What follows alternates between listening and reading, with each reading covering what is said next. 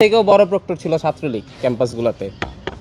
তো আমরা এই যে প্র্যাকটিসটা, মাসেল পাওয়ারের যে রাজনীতি, ছাত্র রাজনীতি, এই যে প্র্যাকটিসটাকে বদলানোর জন্য আমাদের হচ্ছে যে 24 পরবর্তী সময় আমরা একটা নয়া বন্দোবস্তের স্বপ্ন দেখছিলাম যে এই প্র্যাকটিসটা হয়তো বদলাবে, ক্যাম্পাস হয়তো আবার ক্যাম্পাসের রূপে ফিরবে, ক্যাম্পাসে হয়তো আমাদের শিক্ষার্থীরা আবার মুক্ত চিন্তা করতে পারবে, তারা তাদের রাজনৈতিক অধিকারটা তারা ফিরে পাবে, তাদের ক্যাম্পাস মূলত শিক্ষার জন্য, তারা শিক্ষা অধিকারটাও ফিরে পাবে। আমরা দেখছি যে কোনো বিরোধী দলীয় ছাত্র সংগঠনের কাউরে পরীক্ষাও দিতে দিত না, ক্লাস তো দূর কি বাদ, পরীক্ষাও দিতে দিত না ছাত্রলীগ, এতটাই ইয়া ছিল। কিন্তু দুঃখের বিষয় হচ্ছে যে 2 বছর পার হইতে না হইতেই আমরা দেখতেছি আবার সেম আলাপ হচ্ছে।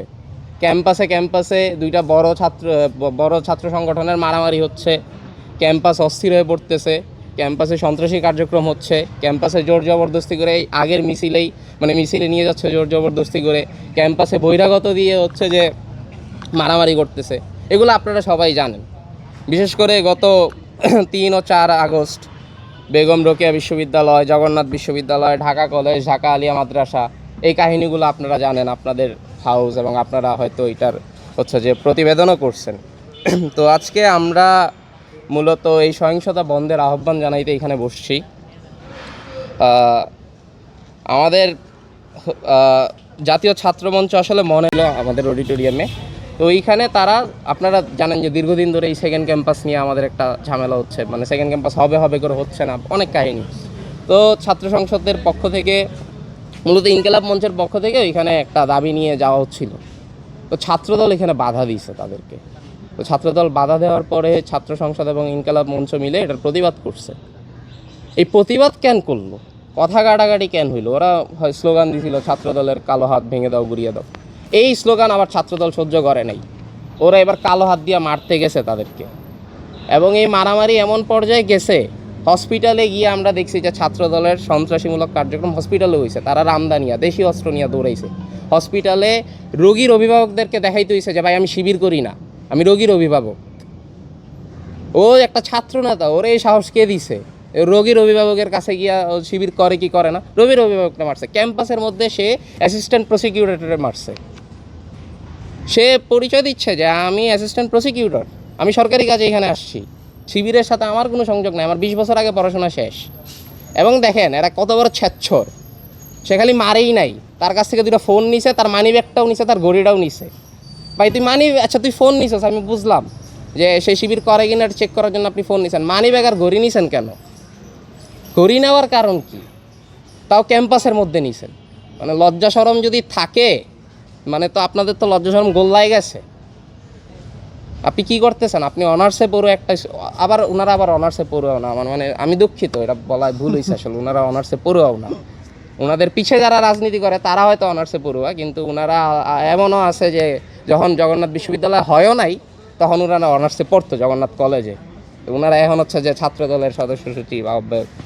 এবং আপনাদেরকে আরেকটা বাস্তবতা বলি, ছাত্র দলের জাফর, উনি খুবই হ্যান্ডসাম লোক, লম্বা, চশমা পরে।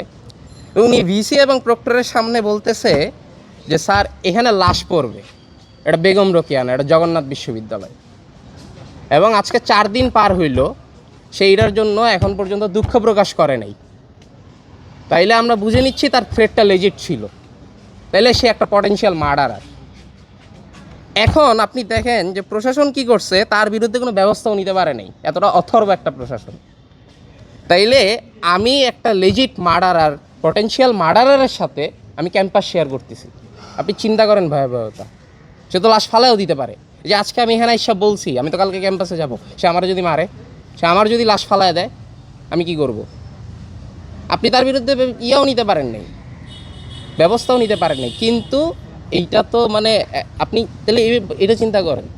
ইভেন পরের দিন আমাদের হচ্ছে যে প্রক্টোরিয়াল বডি থেকে একটা নোটিশ আসছিল যে 3টা ছাত্র সংগঠন একই সময় বিক্ষোভ ডাকছে, যেহেতু জগন্নাথ একটা ছোটো ক্যাম্পাস, একই সময় মানে 3টা ছাত্র সংগঠনের বিক্ষোভ করার মতো জায়গা নাই জগন্নাথে, যেটা বাস্তবতা আর কি।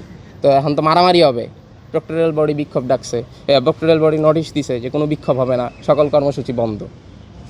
আমরা কি দেখলাম যে প্রক্টোরিয়াল বডি পুলিশ আনছে, গার্ড বসাইছে, গেট লক করে দিছে, রানিং স্টুডেন্টরা আইডি কার্ড দেখায় ঢুকতেছে। ওইদিকে ছাত্রদলের আদু ভাইরা আইডি কার্ড ছাড়া সে ক্যাম্পাসে ঢুইকা চেয়ার নিয়ে অবস্থান কর্মসূচি পালন করতেছে। মানে কি একটা অবস্থা, প্রশাসন তার কিছু বলেও নাই, তারা অবস্থান কর্মসূচি এবং বলে কি সে যে ক্যাম্পাস বিনির্মাণের কারণে সে যোগসু এবং শিবিরের পিডা। মানে ভাই আপনি ক্যাম্পাস বিনির্মাণের মানে বুঝেন? আপনি কি ক্যাম্পাস বিনির্মাণে যোগসু এবং ইয়ারে পিডায় বাইর করছেন ক্লাস চলাকালীন? আবার তারা নাকি শিক্ষার্থী বান্ধব সংগঠন। অবশ্যই এখানে শিবির এবং যোগসুরও দায় আছে। আমার কথা হলো শিবির যে গ্যাঞ্জামটা করতে পারে না, যে গ্যাঞ্জামটা সে কুলাইতে পারবে না, সেই গ্যাঞ্জামটা গেছে কেন? গিয়ে এতগুলা শিক্ষার্থীদেরকে নিরাপত্তাহীনতায় ফালাইছে কেন? এবং যোগ